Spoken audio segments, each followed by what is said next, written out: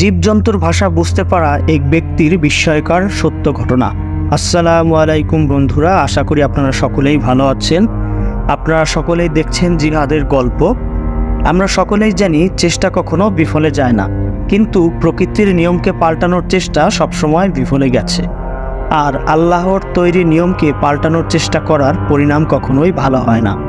সম্মানিত দর্শক, আজ কথা বলবো হযরত মুসা আলাইহিস সালামের যুগের এক বিস্ময়কর কাহিনী। এক ব্যক্তি ছিলেন, তিনি পশু পাখিরা কি বলে তা বোঝার জন্য পশু পাখিদের ভাষা শিখেছিলেন। এই শিক্ষায় সে ব্যক্তির জীবনে ভালো কিছু বয়ে এনেছিল নাকি খারাপ কিছু হয়েছিল, আমরা আজকে এই ভিডিওতে সে বিষয়ে জানব। তা জানার জন্য অবশ্যই ভিডিওটি শেষ পর্যন্ত দেখবেন।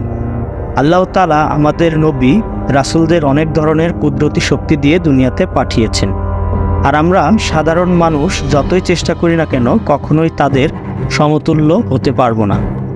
আমরা জানি শুধুমাত্র হযরত আম্বিয়া আলাইহিস সালামকে আল্লাহ তাআলা পাখির ভাষা বোঝার তৌফিক দিয়েছিলেন, কিন্তু মুসা আলাইহিস সালামের যুগে এক ব্যক্তি ছিলেন যার কাছে অনেক ধরনের জীবজন্তু ছিল।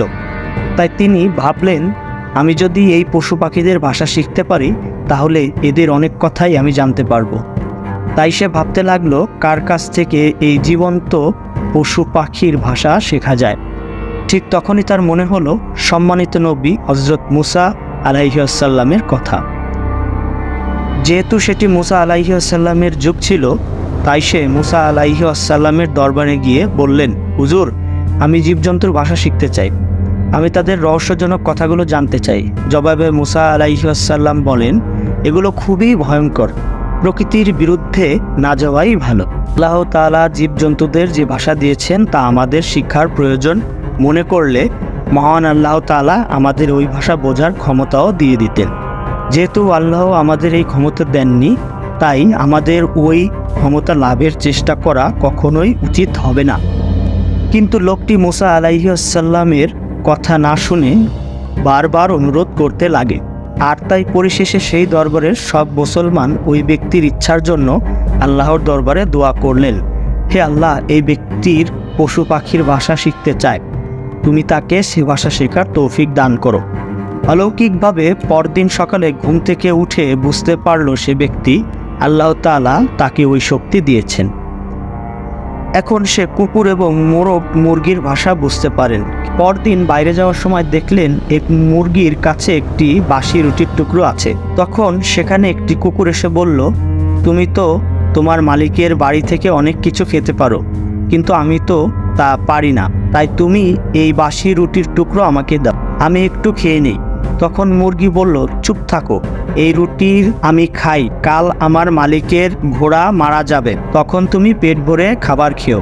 আর এদিকে মালিক তো তাদের ভাষা বুঝতে পারে, তাই এ কথা শুনে সে দ্রুত বাজারে গিয়ে ঘোড়াটিকে বিক্রি করে দিল, আর লোকসানের হাত থেকে লোকটি বেঁচে গেল। পরের দিন সকালে কুকুর এসে মুরগিকে বলল, কোথায় ঘোড়া? তুমি না বলেছিলে আজ ঘোড়া মারা যাবে? তখন জবাবে মুরগি বলল, তুমি তো জানো আমি মিথ্যা কথা বলি না, আচ্ছা যাও, কালকে গাধা মারা যাবে, তখন তুমি পেট ভরে খেয়ে নিও।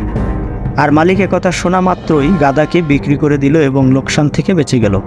কিন্তু পরদিন আবারও কুকুর এসে বলল, তোমার কথা আর বিশ্বাস করা যাবে না, তুমি আসলে একটা মিথ্যাবাদী। জবাবে মুরগি রাগান্বিত হয়ে বলল, আমি কোনো মিথ্যা কথা বলি না, এমনকি আমাদের মধ্যে কেউ মিথ্যা বলে না। এখন আমি তোমাকে বলছি, কাল আমাদের মালিক নিজেই মারা যাবে এবং আমাদের সবাইকে খাবার দেওয়া হবে। আর এ কথা শুনে লোকটি অনেক ভয় পেয়ে গেল এবং সাথে সাথে মুসা আলাইহিস সালামের কাছে চলে গেলেন এবং বললেন, হুজুর, আপনি আমার মৃত্যু যেভাবে হোক থামিয়ে দিন। আল্লাহর দরবারে দোয়া করেন। তখন জবাবে মুসা আলাইহিস সালাম বললেন, আল্লাহর ইচ্ছা তো কেউ বদলাতে পারে না, আমি শুধু দোয়া করতে পারি মাত্র, আল্লাহ তোমাকে ইমানদারদের শহীদ দুনিয়া থেকে নিয়ে যায়। আর বললেন, তুমি দান করনি, কুকুরটি যখন ক্ষুধার্ত ছিল তোমার উচিত ছিল তাকে কিছু খাবার দেয়া। যখন তুমি তার কথা শুনেছ তোমার উপর বিপদ আসছে, তখন তোমার দরকার ছিল দান করা। আল্লাহ তাআলা তখন তোমার দানের উছিলায় তোমার বিপদ দূর করে দিত। শুধুমাত্র দান খয়রাত করে তুমি নেকি হাসিল করতে পারতে, তোমার বিপদ দূর করতে পারতে, শুধুমাত্র আল্লাহকে খুশি করার মাধ্যমে। দর্শক, এই শিক্ষণীয় ঘটনাটি আপনাদের কাছে কেমন লেগেছে তা আমাদের কমেন্ট করে অবশ্যই জানাবেন। দেখা হবে পরবর্তী ভিডিওতে। আসসালামু আলাইকুম।